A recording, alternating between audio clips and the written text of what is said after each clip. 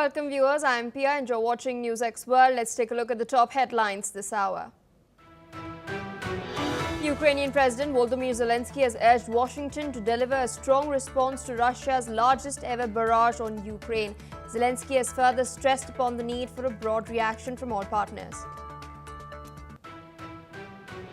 US President Donald Trump has stated that he's not happy after Russia launched its biggest ever aerial barrage on Ukraine, killing 4 and setting government offices in Kiev ablaze. He further added that he was not thrilled with the situation and is ready to sanction Russia.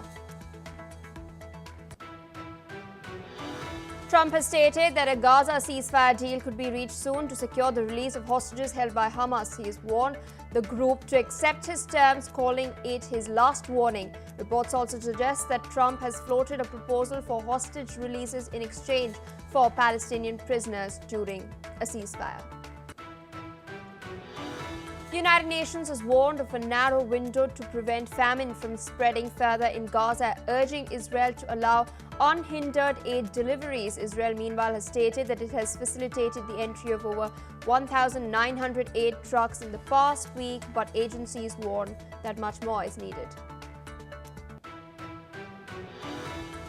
Houthi military spokesperson Yahya Saree has claimed responsibility for targeting several Israeli strikes, including Ramon Airport. The attack comes after Houthi rebels had vowed to avenge their prime minister's killing in an Israeli airstrike last month. US President Donald Trump's administration plans to intensify immigration enforcement at businesses after a raid at a Hyundai facility in Georgia led to 475 arrests. The White House top official Tom Homan has stated that the move aims to crack down on illegal workers. Thousands of supporters of former Brazilian President Jair Bolsonaro staged protests in cities including Brasilia, Rio de Janeiro, and Sao Paulo ahead of his trial for an alleged coup plot. The court ruling in the case is expected by Friday, and if convicted, Bolsonaro could face a prison sentence. Carlos Alcaraz has now ended Yannick Sinner's reign to win the US Open men's singles title. The 22-year-old Spaniard has moved back to world number 1, claiming his 6th Grand Slam. Well, viewers, those were the headlines and our top focus. Ukrainian President Volodymyr Zelensky has urged stronger support from allies after Russia launched its largest air attack since the start of the war.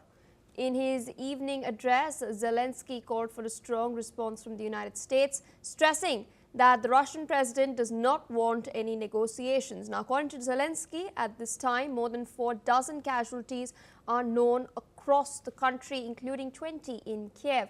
Moreover, the overnight drone and missile strikes set the main government building in central Kiev on fire. Damage was also reported in several cities, including Zaporizhia, Kryvyi and Odessa, as well as in the Sumy and Chernihiv regions. Now, Kiev's European allies have condemned the attack and vowed to stand by Ukraine politically and militarily, but concrete offers of assistance, including the possibility of troops on the ground, are still being discussed. Take a look at what the Ukrainian president said. В Сумах, в інших містах і громадах допомагають пораненим після російського удару. Географія ударів за добу: Київ, Суми, Кременчук, Одеса, Дніпро, Кривий Ріг, Запоріжжя. В Києві ще розбирають завали, можуть бути тіла під завалами. Пошкоджено будівлю Кабміну. На цей час відомо про більш ніж 4 десятки постраждалих по Україні. 20 із них в Києві. Мої співчуття рідним та близьким загиблих. Загалом тільки в столиці повітряна тривога була більш ніж 7,5 годин. Очевидно, Росія старається завдати болю Україні, і удари більш наглі. Це чітка ознака, що Путін випробовує світ, чи приймуть вони це, чи змиряться. Тому важливо, щоб заяви лідерів держав, інституцій були продовжені сильними діями, санкціями проти Росії, проти пов'язаних з Росією осіб та сильними тарифами та іншими обмеженнями на торгівлю з Росією, Багато вже є реакцій лідерів, голів урядів, керівників міжнародних організацій. Дякуємо всім. Міністерство закордонних справ України інформує всіх партнерів щодо чергової російської ескалації. Розраховуємо на сильну реакцію Америки.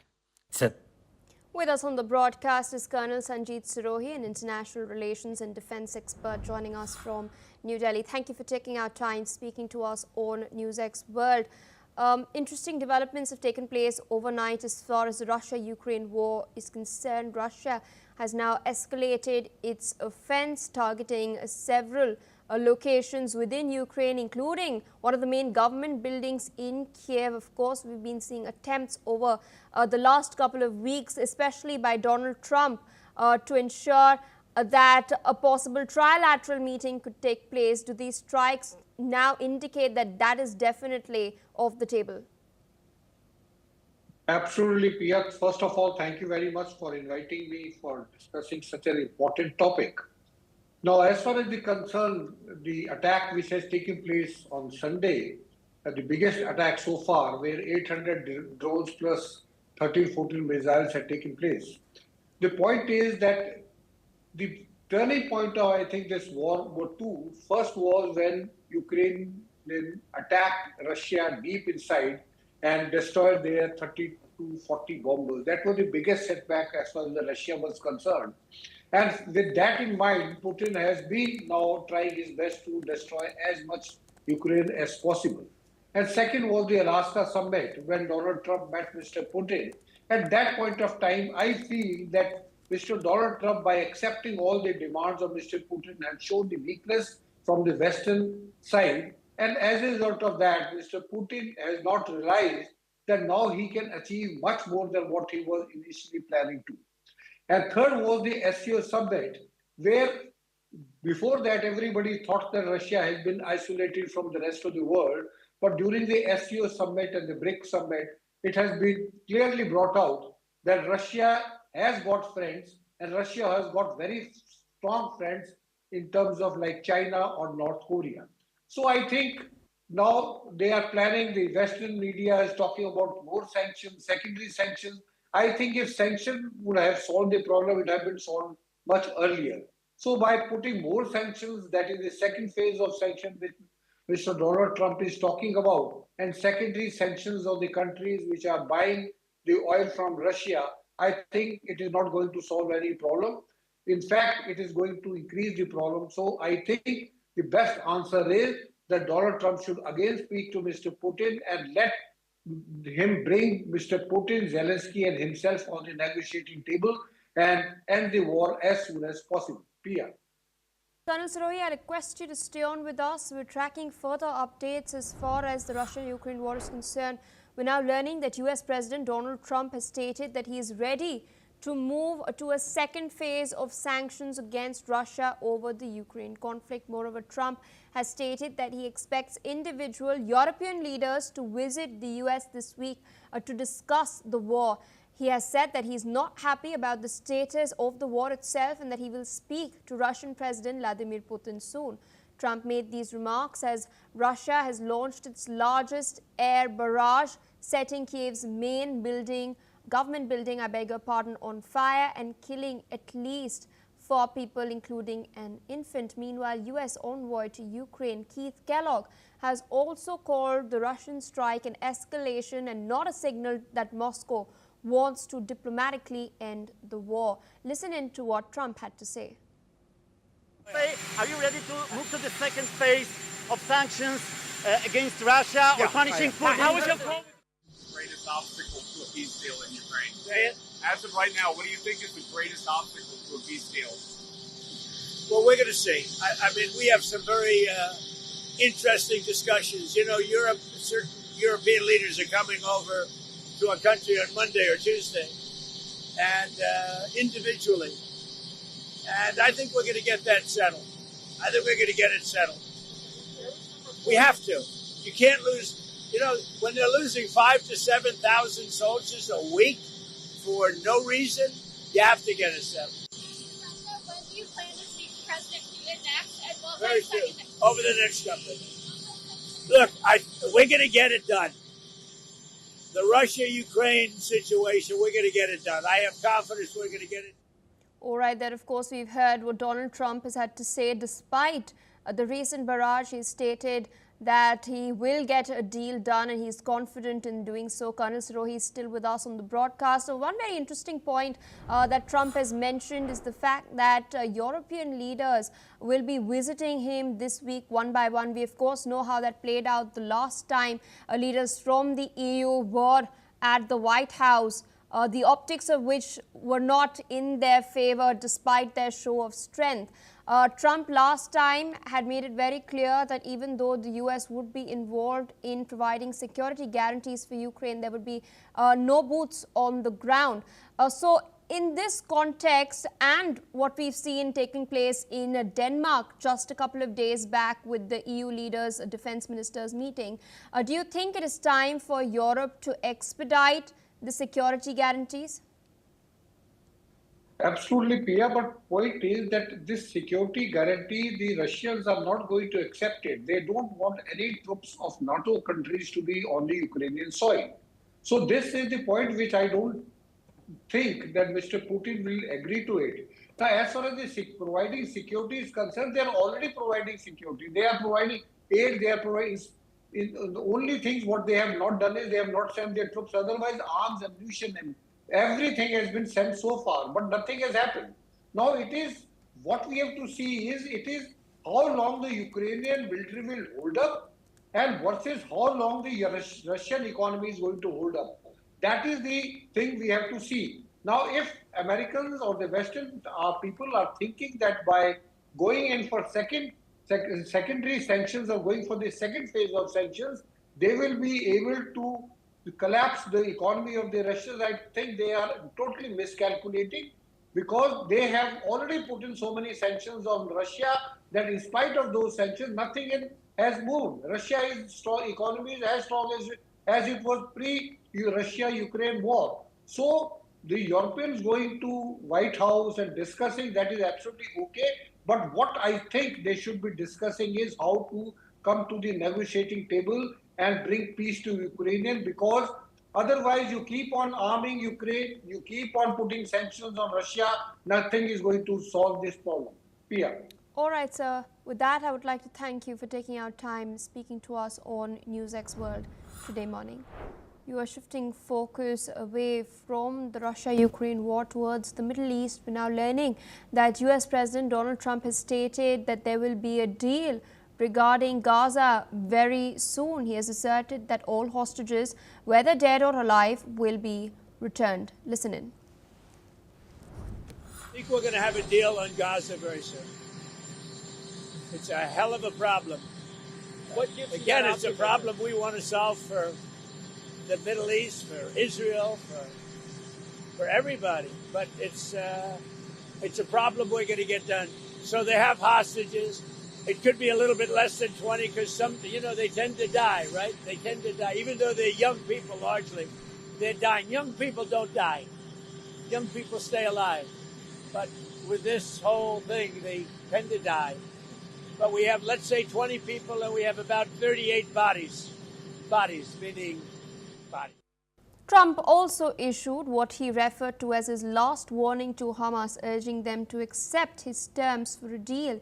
He has stated that he is working on a solution that may be very good and has declined to give any further details. Earlier, Trump stated on Truth Social that Israel had accepted his terms and warned Hamas of the consequences if they do not follow suit. Meanwhile, Hamas has stated that it is ready to negotiate as Trump has given his final warning. Meanwhile, in response, Hamas has expressed readiness, signaling a possible shift towards a ceasefire agreement. With us on the broadcast is Mr. Mohammed Osman. He's an international relations specialist joining us from Cairo. Thank you so much for taking our time speaking to us on NewsX World. Trump has been mooting a Gaza deal for quite a while now. However, recently we've seen that Hamas has now welcomed this particular statement that Trump has put out. They're ready for a ceasefire deal. But do you think Netanyahu will step back from his offensive in Gaza City. He is continuing to escalate despite international pressure, despite pressure domestically as well. Thank you for having me, Pia. I think that the United States at this point did not present anything new. We have been in this predicament before on the course of this war for the past 22 or 23 months of continued hostilities in the Gaza Strip, which of course has caused a dire humanitarian situation and massive civilian casualties, as you might very well know. So this time, President Trump is once more proposing an exit way out of this crisis, at least according to his own vision of it. A hostage, the release of all the hostages in one phase in exchange for the release of about 3,000 Palestinian prisoners and serious negotiations that will be presided over by President Trump himself, according to the to Israeli media sources at least. And of course, these negotiations will address two issues, reportedly. The Israeli withdrawal from Gaza, which is a key demand by Hamas and the rest of the Palestinian resistance factions, and also all the countries of the Arab world, including Egypt and many countries all around the world. And the other demand that will be discussed, or the other issue, is the Israeli demand of the disarmament of Hamas. Two very controversial issues and two very substantial issues that could be a deal breaker of some sort. So I'm very pessimistic about the probabilities of success of the President Trump's initiative, Pia, because the problem is that the American mediator is blindly and blatantly biased towards the Israeli position. Even President Trump claimed that Israel has accepted all of the provisions of his proposal, while warning Hamas at the same time that this will be the final offer and that they do not agree to his proposal, Israel will go forward with this assault on Gaza City, the last partially standing urban center in the Gaza Strip. So we are not really sure whether this is the genuine diplomatic initiative by President Trump or just another Trump shenanigan to deflect attention and to further justify further Israeli aggression down the line, especially with the upcoming potential carnage in Gaza City, a city of over 1 million people that will be completely wiped off the map if we take reference from previous cities like Rafah and Beit Hanun and other cities in Gaza that were completely wiped out by the Israeli occupation military. All right, so I request you to stay on with us. So we're tracking more updates from the Middle East. We're learning that Israel has destroyed another high-rise building in Gaza City. This has brought the number of buildings razed during Israel's campaign to seize the largest urban center in Gaza Strip to at least 50. Now, the Israeli military has claimed that it struck the Al Ruya Tower after issuing an evacuation threat, forcing residents and displaced families sheltering in makeshift tents in the neighborhood to flee. This comes after Israeli airstrikes on the Gaza Strip have reportedly killed 62 people on the 7th of September. Now, among the sites hit was a school in Gaza City that had been sheltering displaced people, resulting in the deaths of 8 people, including 4 women and 4 children. Meanwhile, as Israel continues its operation in Gaza, the United Nations has stated that there is a very narrow window to prevent famine from spreading further in Gaza. The UN has called on Israel to allow unimpeded aid delivery in the territory where it is fighting Hamas. With us on the broadcast is Mohammed Osman.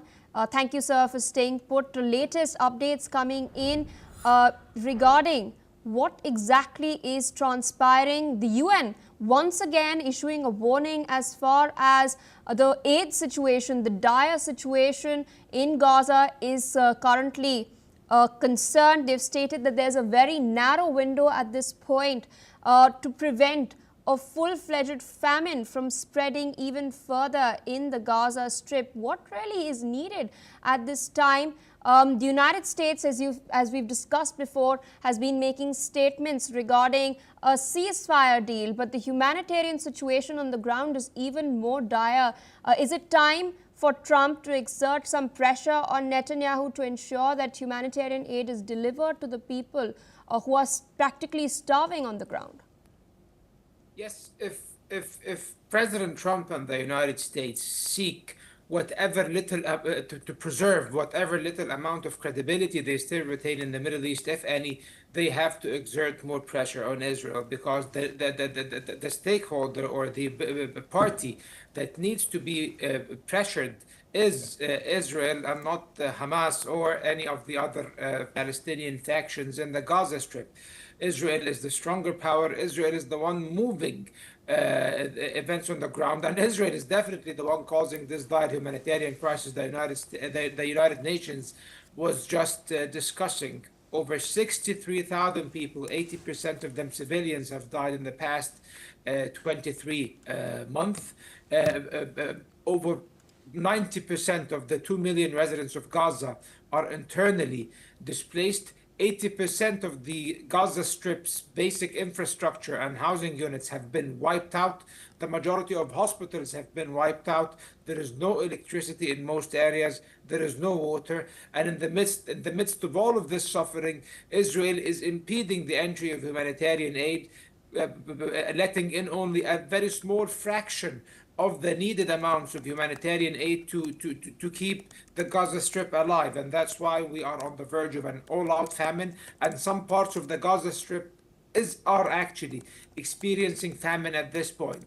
Like the recent genocide scholars, when they came to the conclusion that Israel is committing genocide, this was not based on some political bias or some anti-Israeli sentiment those people have. If any, some of those people were very pro-Israel historically, yet they could not deny that the facts on the ground, that Israel is actively carrying out an operation on the ground to destroy and eliminate all means of life in the Gaza Strip, with the purpose and aim of forcefully displacing the Palestinians out of their lands. And many countries oppose this. Egypt, of course, is the main impediment before the forced displacement and the ethnic cleansing of the Palestinians out of the Gaza Strip, because they are preventing that from happening. Egypt is refusing to open its border. However, this is not preventing Israel from attempting to find other means to deport the Palestinians. And this is something that the Israelis and the Americans as well have been openly talking about and propagating, that the Palestinians are entitled to the right of voluntary departure, which is basically a cover for forced displacement. So we are in a very dire condition, Peya, and I think that it's a moral obligation upon the United States to impose actual pressure on Israel so that a ceasefire can be reached and a settlement can be reached in accordance with international law. Indeed, so one final question. The UNGA session is coming up later this month. We've seen countries such as France, Belgium and Australia as well stating that they will be supporting a resolution for the recognition of Palestine. How far do you think will this help the Palestinian cause? And do you really think that this will lead to any tangible change on the ground, since we do know that it is the UNSC that has the final say, in which the United States has veto power? To be completely honest with you, this will be a moral victory for the pro-Palestine camp and for the defenders of Palestinian rights. However, it will not go beyond that. It will not cause any tangible changes on the ground, because it will not affect how Israel conducts itself in the battlefield or in the occupied territories in the West Bank as well. The problem is Israel can evade the consequences of its systemic violations of international law, thanks to the unconditional support and political cover provided by the United States. So this conference coming up on during the UNGA summit that is supposed to garner more recognition for the state of Palestine and to push forward for the state solution, which is basically sponsored this conference by France and Saudi Arabia, it will not cause this tangible change on the ground. And the United States is actively trying to obstruct this conference, as you very well know, Pia. The United States has denied the Palestinian delegation, even though Palestine is an observer state in the United Nations. Yet the Palestinian delegation, headed by Palestinian President Mahmoud Abbas and other members of the Palestinian Authority, ministers and diplomats and others, have been denied entry visas to the United States so that they can be prevented from attending this key UN conference. And of course, this comes in violation of a treaty between the United Nations and the United States that regulate the affairs of the headquarters of the UN in New York. So as you can see, the United States is willing to undermine its own diplomatic and legal obligations and also completely violate international law for the sake of Israel's interest. So that's why I'm very pessimistic about the whole ordeal, Pia. All right, Mr. Osman, with that, I would like to thank you for taking out time, providing your perspective on what exactly is taking place in the Middle East. Meanwhile, viewers, we're shifting focus to more news coming in. We're now learning that US President Donald Trump has commented on the recent raid that has taken place at the Hyundai Motor manufacturing facility in the state of Georgia. Trump has called on all foreign companies investing in the United States to respect immigration laws. He's also stated that the administration welcomes investments and technical talent from across the world, but they need to hire and train American workers as well. Remember, earlier in the raids, US federal agents had arrested 475 workers, of which 300 were confirmed to be of South Korean origin. The South Korean government has expressed regret over the arrests and the footage that was released of the detained workers. You could see the workers being shackled, their hands, their feet, their waists, they were bound in chains. However, now US President Donald Trump has stated that this incident has not harmed US's relations with South Korea. Listen in.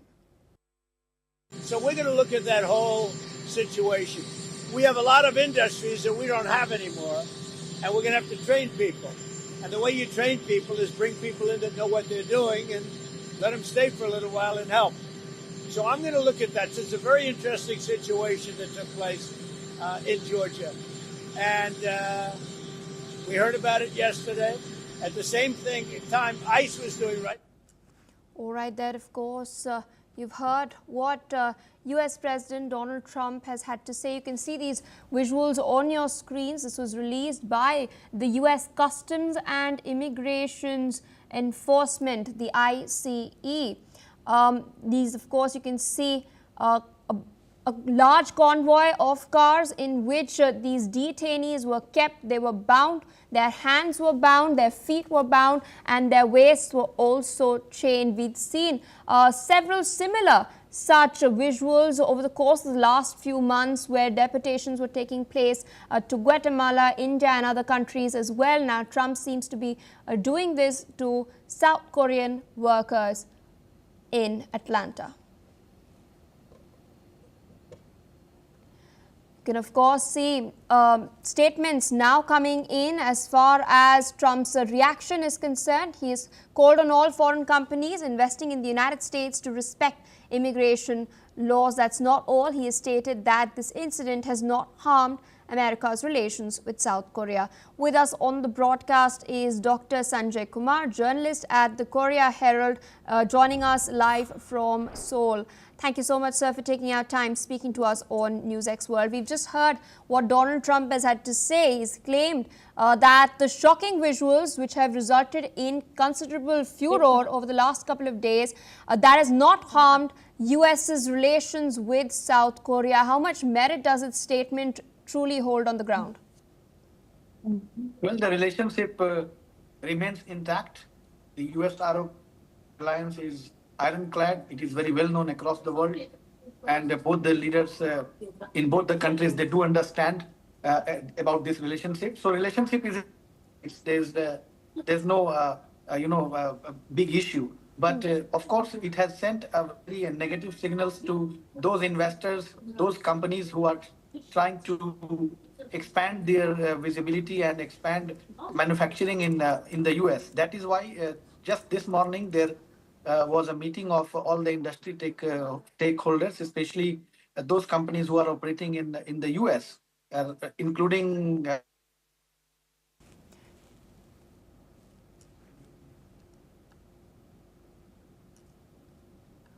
All right, so there seems to be an issue with your connection. We'll try to get that sorted. But of course, what a lot of people are reading into this at this point is that critics especially are pointing out that on one hand, this is Trump's bid to keep his image of a strongman intact with the MAGA base within the United States of America. And there are people also pointing out that this might be a pressure tactic as far as Donald Trump is concerned regarding ensuring a trade deal with South Korea.